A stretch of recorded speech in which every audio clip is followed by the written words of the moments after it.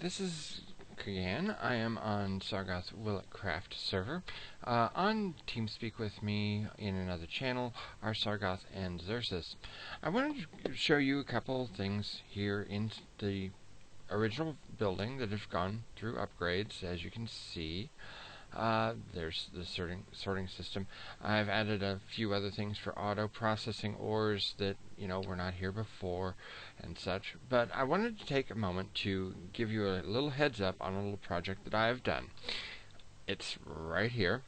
This is of course a deep storage unit with Mine Factory Reloaded. They hold about 2 billion of a single item. Think of it as the ultimate barrel on steroids. Feeding into this are an ender chest from Ender Storage. Again, using the 3-color system. What I'm using here is black, orange, black. Feeding in from it through a vanilla hopper into the deep storage unit. Now, what this deep storage unit is actually holding is rubber. And as you can see, I've got, close to about 35,000 rubber stored here. The rubber is very useful when it comes to Industrial Craft 2 machines.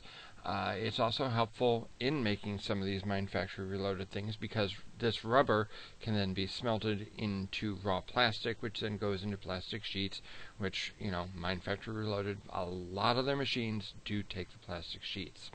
Now, I wanted to take you over to the wonderful rubber tree farm that I have made. It's just a little bit out of spawn, if I can get out of spawn. Through the phase blocks, as everyone is familiar with. And the rubber tree farm I've set up is over there across the water. Now I'm using some phase blocks just to go through if we were going in from the outside entrance. However, I've done a portal gun entrance, so I will go through it to take you into the underneath and show you the inner workings of it. In, down. We've developed some wonderful things here called an elevator. I think Sar may have covered it in another episode. I'm hoping he covered it in another episode.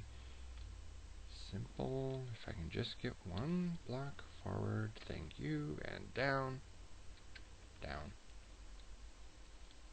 Maybe. Maybe.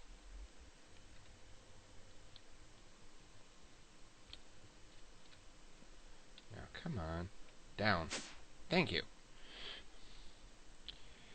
And around. As you see, there have been quite a few changes here. And down we go into one of the rooms for going places. Don't want to get too far. Okay, this is my portal over. Now, we're underneath our farm. Now, other people have shown how to set up one of these farms. It is 100 farm blocks with an intricate circuit board for a manual farm and such. And it does take fertilizer for a manual farm to run. It also takes water. So, I'll show you some of the setup here. For a farm block, of course, we need to minimize that. For farm blocks, you need 96 of the, well, you need 100 of the basic block, but 4 of those are going to end up in control units and such. Your basic farm block is some type of stone brick. It can be regular stone, it can be mossy stone, and depending on what kind of stone brick you use, it will give you different colors of farm block, cracked stone, bricks, they're all sorts. They all use copper ingots, they all use wood of some sort, wood slabs. Then they use things called electron tubes. These are made in a thermionic fabricator. We have one of these set up elsewhere in the base. I can show you later how to make one of these, but nonetheless, it's just tin ingots, redstone, and the need for glass to make 4 of these. I didn't want to go into too much detail about the farm because there are other YouTube videos out there how to set these up, how to configure them, and there are some excellent tutorials out there. But as far as my part of it goes, what I want to show is the actual function behind it. Now, down here we have an aqueous accumulator. I think Sar has covered this before. You put it in water to suck up source blocks. It feeds water. Farms use Buildcraft. That's plain and simple. Farms use Buildcraft. So these are just iron Buildcraft pipes. Iron Buildcraft pipes, of course, are one-way pipes. So the water is always going from the brown wooden pipe, which is taking out from the aqueous accumulator and shoving up to the farm. Now, again, I'm using ender chests for input. This one is actually an input system, and what I'm inputting in this is the fertilizer. And I've got it set up so that the farm itself is controlling the fertilizer. Now, just like with the water, those are Buildcraft waterproof pipes. These are just Buildcraft transport pipes of the same material. I've got wood being the source one. If you're going to pull, you have to generally pull using a wooden pipe. That's how Buildcraft works. Then it goes into iron. I've got the iron going one way because of the farm hatches. Now, like I said, farms use 4 different types of blocks. There is a valve block, and that is over where the water is going in. Oh, Talon just joined. That's a good thing. Come on. The block that the water is going into is called a valve block, and that's a farm block again, and it uses trapdoor and gears to take stuff in. There's also a farm hatch. This is for input and output of objects, like the sticky resin you see there.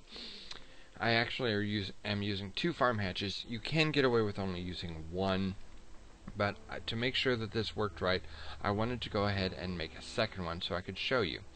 Now, the difference is this pipe here, a diamond transport pipe. Now, diamond transport pipes for Buildcraft have a wonderful thing of sorting. And what they do is it determines absolutely nothing about what comes in. What it does say is where it goes out. For instance, this white line goes to the white side of the connection. Red, blue, green, yellow, black. Now, if you don't need an output side, you just don't put anything in. And when you hook up your Buildcraft pipes to your diamond, it will choose what color goes where. So for instance, when I hook this in, the red is coming from this iron transport pipe. It's going out, as you see, to another one. The reason I did this was for backup. Like I said, 2 farm hatches. Hatches go in and out both ways. They don't care. So I've actually got 2 outputs on this farm, one of which I'm using is as a formal input only, which is what the white's for. That's taking the fertilizer into the farm. As you see, fertilizer is being programmed to go in. Now I've got the sticky resin, should it come out from this hatch, going through 2 outputs. The reason for that is because sometimes you need sticky resin for stuff like sticky pistons. There are also some other recipes that don't require rubber, but they do require sticky resin. So I've got an output going out from that particular hatch to an ender chest that is going into our sorting system, gray, gray, gray ender chest. Now the other output is just to go in with this farm hatch and into the extractor. The extractor is the industrial craft machine that processes sticky resin into rubber, and of course it requires low voltage. I don't have any upgrades in it. For a farm of this size, which is the biggest farm size I can make, there really is not much of a need to push on it. And then I'm using just simple item translocators. Extractors, being industrial craft, have their output through the top, so I'm using a translocator out the top to go into the black ender chest, which is again going to spawn to store the rubber. Now, the fun part about this is this other little thing on the diamond pipe called an autarkic gate. I don't know if SARS covered these or not, but this is a gate to control the pipe. And what it does is, quite literally, it gates it. For instance, since this is the diamond pipe, it has, certain controls on it telling which objects go where. Now, since the farm itself is an inventory, let me show you. I gotta get up here and click on the farm block. The farm itself is an inventory. Actually, it's several inventories. You have an input. This would be if you're using a managed farm, so that it would be, pulling from this input to plant. It's got the liquid input, which is taken care of by the valve, so that doesn't refer anything to this autarkic gate. However, what the autarkic gate does control is this inventory here, the fertilizer. And it's looking for a specific instance. And oh yeah, there's the other inventory of the output of the farm. This is where the sticky resin would collect should everything go wrong and things get backed up in the system. Sticky resin will collect in these outputs here to await processing out the farm hatch. But to show you what's going on here, this autarkic gate is programmed for the fertilizer. It is looking for that specific fertilizer inventory, where if the fertilizer comes under 25%, which means under a quarter of a stack or 16 pieces of fertilizer, then it's going to output a redstone signal. Redstone signals are, solid signal. I've got it going to this little redstone wire here, and it goes around to control our simple redstone engine, which pulls the fertilizer from the fertilizer plant. Now, this particular fertilizer, the blue fertilizer, is a simple vanilla type. And once NEI gets up with me, I do apologize for the lag. Fertilizer, forestry for Minecraft, 1 piece of apatite, 2 pieces of sand, shaped crafting, in a simple control. I've got it in a workstation over at headquarters, and that makes 6 fertilizer. Fertilizer doesn't go down that fast, so I don't really need to worry about trying to get ash or anything to get the bigger amounts of fertilizer. Farms run very slowly when it comes to fertilizer, unless you're running a managed farm. Since this is a manual farm, because the farm itself will not plant the trees for you, you have to plant the trees, it doesn't need as much fertilizer to keep it running. All it's doing is giving all the trees just enough of a boost to produce, and then it harvests the resulting sticky resin off the knots. So anyway, what happens is in the farm, when the autarkic gate recognizes that this is under 25% full, it will then pull from the machine, or from the fertilizer ender chest. So we're going to go ahead and trigger it. I'm going to say let's use it up. Okay, you see the redstone signal, and now it's starting to pull, and it will continue to pull until the in the fertilizer reads above 25%. In this case, it's got to read above 16. So it's going to continue pulling. Well, the nice part about that being at 25% is the fact that the redstone signal and the redstone engine kind of have a little bit of a delay to them. So the redstone signal will cut off at 16. However, all the extra fertilizer in the pipe still has to make the travel. So the redstone engine now has cut off. I can show you that. The redstone engine signal is cut off. The redstone engine has shut down. There is still fertilizer in the pipe, and it's going up. And being how it's managed, it actually fills the fertilizer slot up to about half full. So that means that there is no overflow. That means that you don't have to worry about fertilizer spilling out and causing lag and all that sort of fun stuff. Now, the other nice part about these pipes, getting back to the autarkic gate and getting back to the diamond transport pipe, is you see how that had a piece of sticky resin come in and now it's going out.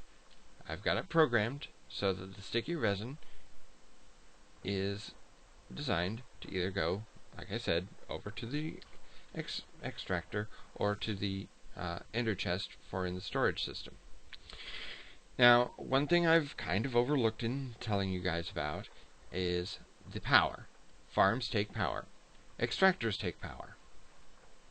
So, SAR's covered universal pipe before, or universal cable before. That's what we're using here.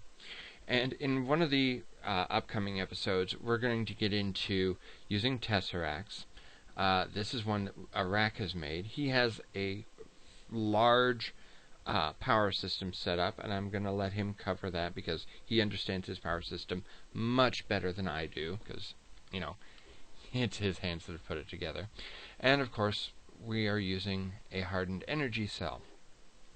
Now, one thing that I should make mention of in precursor on tesseracts is that while they will output to the universal cable directly, they do not input from universal cable. I have a wind farm set up elsewhere.